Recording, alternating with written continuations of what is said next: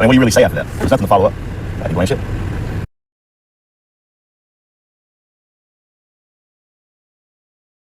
Hey, so breaking news. White people ain't shit. It's kind of felt like saying that. I mean, what do you really say after that? There's nothing to follow up. White people ain't shit. But it's true, though, if you think about it. Like, what group of people is more racist than us, more hateful than us? What group of people do you know that started over 100 plus race massacres and have stripped everything from other groups of people of color, black people, however you want to categorize, and never pay it back, ever? I mean, take everything they own, properties, businesses, family, use their like, lynch them and do unspeakable acts to them, use their skin for shoes and wallets and belts and hats, use their teeth to, to replace ours, use their hair to stuff chairs and shit, or take pictures of these lynchings and put them on postcards and send them across states or the U.S. to your family and friends as a way to joke and shit. Like, I just made me sick, dude. I hate us. I do. I really hate us. I mean, just strip everything and not pay it back, and be so hateful and so spiteful to the point that we put literature in contracts, especially with these insurance companies, that will prevent us from having to pay these people back as long as we call them riots, not massacres. Like, there's nobody more hateful than us. Take. A little bit of violence, a lot of bit of violence sprinkled in. Take some more. Whether that's people's fucking property or people's inventions. White people love taking credit for shit they never invented, but a brother or sister did. And we pay nothing back. Or you one of the cool ones, so to speak, and you take from the culture, and you don't contribute nothing back. You're no different. You're no fucking different. Or the ones that get mad when people call white people out as a whole, like you get triggered or something, and you feel like you gotta defend the white race, put your white night suit on and shit.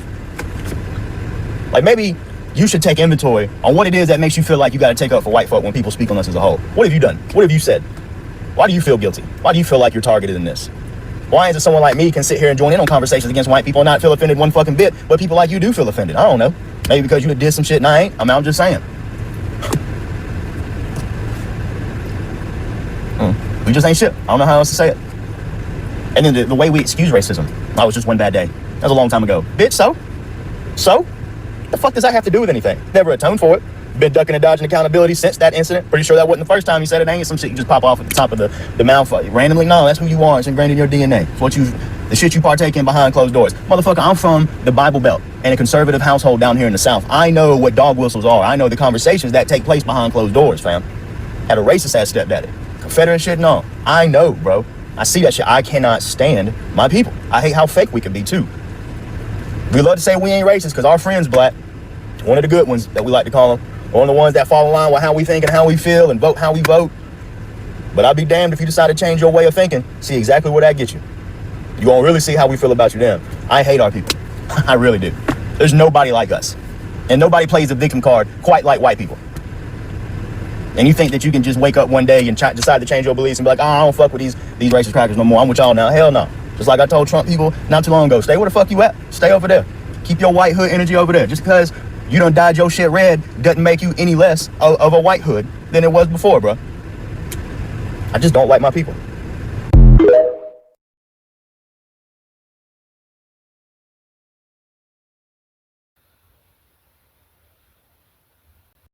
I'm almost afraid to make this video because I know it's going to be some backlash.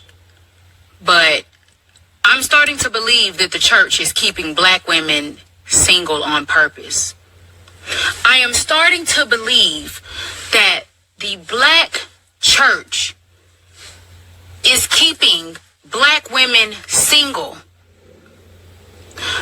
And what I mean by that is, I want to believe in my heart of hearts that when churches have Women's Day, have women's conferences, when you go to these women empowerment, conferences, and they are allowing people to be vulnerable and transparent, and they are sharing how they healed from certain things and how God's word helped them to heal, which is true.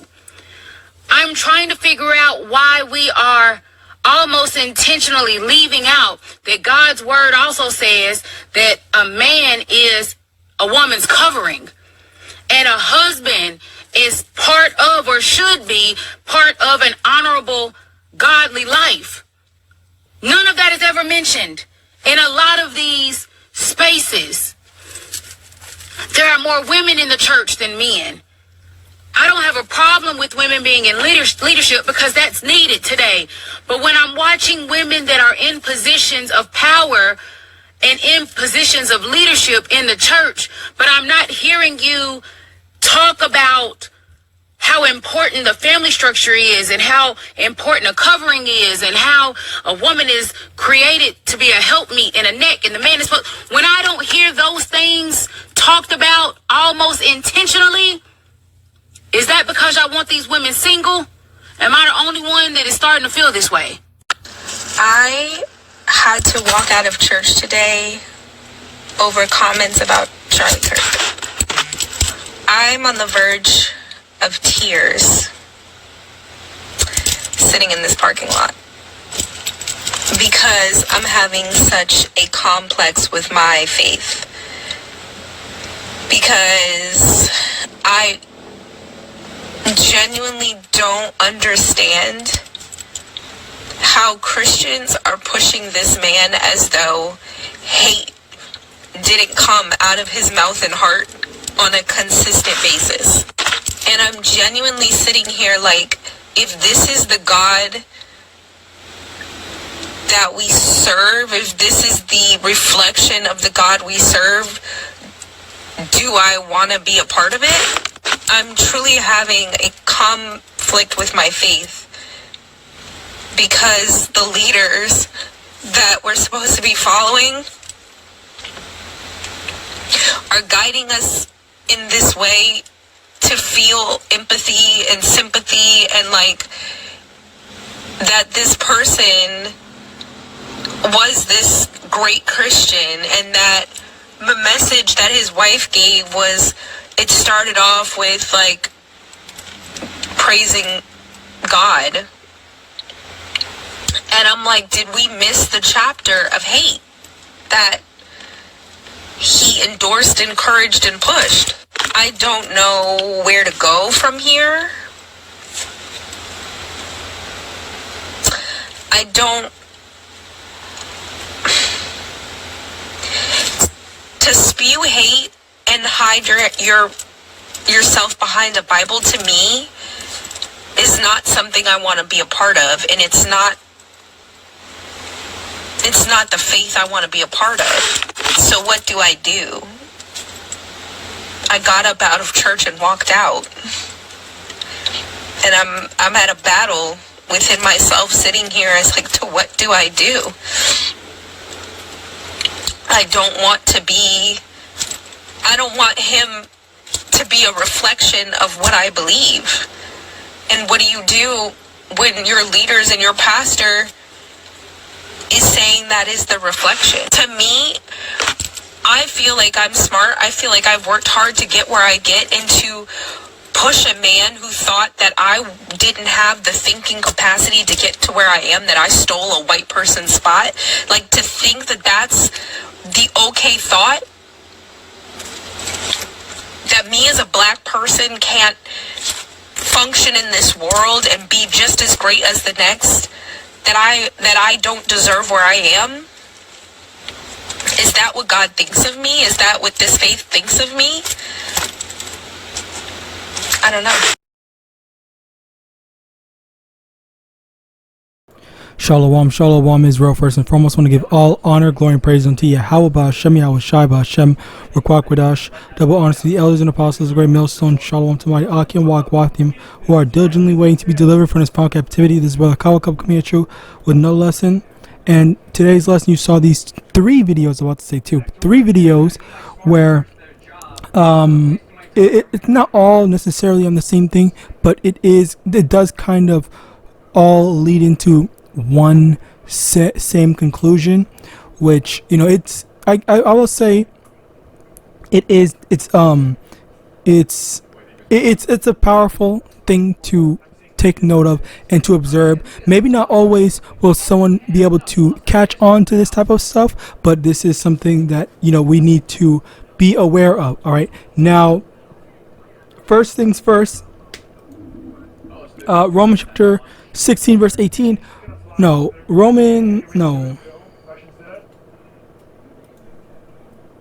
Okay, Job, Slakia, Job chapter 9 verse 24. The earth is given to the hand of the wicked. He covereth the base of the judges thereof. If not, where and who is he? Okay, so basically, the earth is given into the hands of the wicked. So the Lord gave the earth, or the Lord gave power over the earth to the wicked. So the wicked are in rulership right now. The wicked have control of, for the most part, everything. All right. For the most part, I'm saying. And the thing about this is that we are all following after. As a matter of fact, let's get that precept as well so we can continue on. In Sirach chapter 10 verse 2. As the judge of the people is himself, so are his officers, and what manner of man the ruler of the city is, so such are all they that dwell therein. And that's the thing where the people, the people are followers, and they follow after the tendencies as well as the practices of the ruler. Okay, and the ruler is wicked, and as a result of that, a lot people, they oftentimes follow and hold on to the same values. All right, that they hold on to the same values of what their ruler believes in. So as a result of that, this is where you have stuff like Edomite society, or Edomite way of thinking being on the forefront of Israelite thinking, and as well as other heathen nations. All right, where their philosophies are put in practice to other nations' mindsets. All right, so as a result of that, this is a growing issue. And when it comes to this, which surprisingly, I keep on coming back to this because there's so many different things that have been kind of revealed as a result of this guy's death. But the funny thing about this is how people are. Oh yeah, there was a video. What was that? Where's that video? I had it. It was yeah, I'm probably gonna make another lesson on this, but basically in this video, which I might have to put in here, but in this video, this guy over here. He basically says he hopes that Joe Biden is put to death. All right, he gets a death sentence and stuff like that. He's calling for as this dude said, he's basically calling for the death of Joe Biden, which is funny and hilarious because everyone is over here saying, "Oh, you're not allowed to say this. Oh, you're not allowed to say this. Oh, this guy was a great person. He was so peaceful." This, that, and third. And then when all this stuff gets exposed about him, where people are trying to lie and say that he was a good person and whatnot, this dude is getting exposed. This dude is getting exposed for the stuff that he said and that he said. All right, he's getting exposed for that stuff, and all this whole justifying the wicked. That's not flying. And you have people, even other Edomites, that are exposing him for what he did. And you also have, as we had in this video, she was saying that she was baffled that in her church, the church that she went to, all right, and I think I don't me personally, I when I went to church, I was a kid, so I didn't really fully understand it, but I can only imagine how it would feel if you're going to church and then then the pastor says, "Oh my God, it was such a terrible thing that this KKK member just got killed and whatnot," and you're over here thinking like, "What the fuck are you saying?" Like and that's basically what she is. That's basically how she feels. That's why she is making this video and complaining, because she said that she was going to church and then she had to walk out of her church because they were sympathizing with this Charlie Kirk dude. All right, so that is a very funny thing. That is a very funny thing that I definitely had to point out, because this is very what's the word? This is very amusing to me, Slakia, it's very amusing to me for people to see this type of stuff going on. Yet, and like, how are you going to be a part of a church and then the pastor, some of the people are they have this what's the word? They have this belief that is contrary to your safety, contrary to your belief, contrary to the what's the word? The prosperity of you and your people. You have these Edomites, or maybe, and I don't know if it was a black church or if it's a mixed church, whatever. Okay, I don't know if the pastor was an Edomite or a so-called black church, but or a black so-called black man. But regardless of the fact, like, I'm pretty sure that knowing what she knew about Charlie Kirk and then hearing that sympathy from her pastor, that's definitely a very damning thing. All right, and it's like these are the types of things that you actually need to be aware of, so that you are able to say, okay, you know what, like, this is not what I want to be a part of. But even still, this also goes to show you just how divided the people are compared to how divided people are compared to what compared to how things are normally. Like this kingdom is divided, but also even the churches are divided, because you have these, conservatives, I guess. I want to say keyword want to say, because I don't know for a fact, but I'm pretty sure most churches are primarily conservative. I think that liberals are not religious. I'm pretty sure. Again, I don't have a definitive answer on that, but I'm pretty sure, keyword pretty sure, that most churches are filled with conservative Edomites. So of course there's going to be that matter of, like, I don't like, more so leaning towards wanting to be with their own, or having that sympathy towards their own people rather than our people. All right, so continuing on, Romans chapter 16 verse 18, for they that are such serve not our Lord Yahawashi and Mashiach, but their own belly, and by good words and fair speeches deceive the hearts of the simple. And you have people that are deceived by the words of, oh yeah, everyone can be saved, this, that, and the third. But then eventually the day comes where their spirit is revealed, where it's like, okay, well, now you get to see that how they actually feel about you. Now you get to see how they actually have their ideals and their philosophies in terms of what's the word, of unity, solidarity. I think the word is solidarity. All right, where they don't actually care about all that stuff. They want, this whole Edomite power type stuff. All right, rather than true. Which, Slacky, that's another thing where all the nations cannot come together. It's literally impossible. All right, and Babylon is a perfect example of that, because they will never allow there to be equal power, equal treatment towards all the nations. Oh, it's always going to be, we need to watch out for the interests of our own people more than anything else, which is what they do and what they've been doing. If you've ever heard of the $5 Indian thing, that's where they were trying to, quote unquote, give a bit of reparations to the so-called Native Americans, but at the same time they also allowed Edomites to apply as well.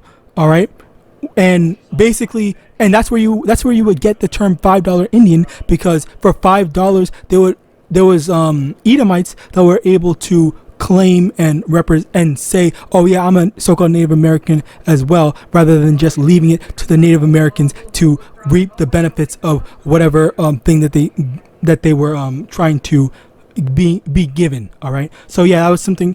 I don't remember the exact details, but definitely go check. When you're angry at someone for things that aren't, but you also are sad at yourself. Essentially, the context is that she's also.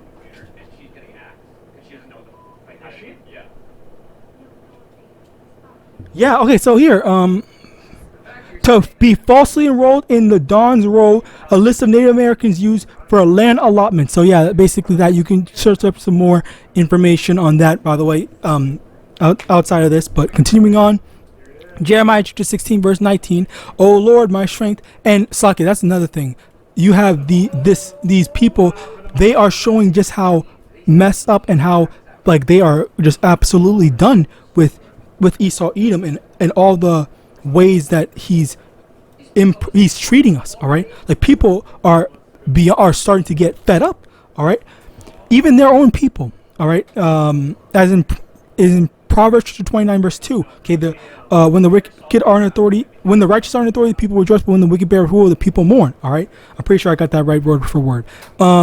Jeremiah 16 verse 19, O Lord, my strength and my fortress and my refuge in the day of affliction, the Gentiles shall come unto thee from the ends of the earth and shall say, surely our fathers have inherited lies, vanity, and things wherein there is no profit. All right, so that's another thing where that's another thing where where is this? What is this? Yeah, they've inherited lies, and they are lying, saying that we're this great people, we're moral, we're upstanding and whatnot. But in actuality, they're not. They're terrible people. They're liars. They're underhanded. They're selfish. They're greedy. They're wicked. They're evil. They're the epitome of evil, and we see that. We see them demonstrate that. All right. Now continuing on, Ecclesiastes 10 verse 7, I've seen servants upon horses and princes walking as servants upon the earth, and the world is upside down as a result of that, and things will not be put right side up until Yahawashi returns to make things proper. And Ecclesiastes chapter 7 verse 7, surely oppression maketh a wise man mad, and it gives the sword the heart. And whenever we see these things, like whenever we hear people being given commendations and stuff like that for their wickedness, like this is what angers us. This is what makes people mad when we hear and say that, a person that called for the death of people, the person that was unfair, that was wicked, that spoke terribly on people. All right. These are the people that these people are saying, these are the good people, or these are the great people. These are the people that we want to have sympathy for. All right. When what about everyone else? All right.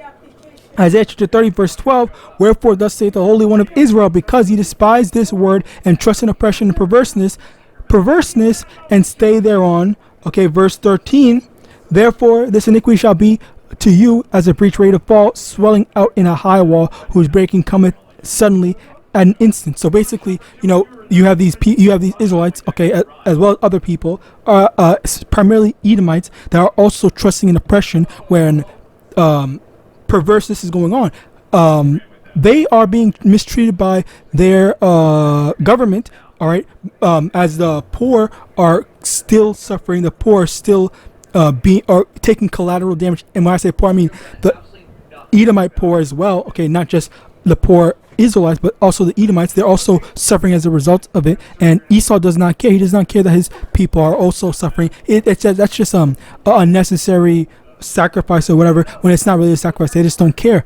All right, and they're willing to throw away their people in order to do this type of stuff. So we are going through all this oppression, all right, and people are still trusting in oppression, trusting that the government got us, the government this, government that, and they only trust in Esau rather than the Lord YAHAWAH. So as a result of that, they're going to be destroyed, and the rug's going to get pulled out from under them. So with that, I pray this lesson was edifying. I want to give all honor, glory, and praise unto YAHAWAH, BAHASHEM, YAHAWASHI, BAHASHEM, RICANS, double honors to the elders and apostles, great millstone, abad ball, and shalom.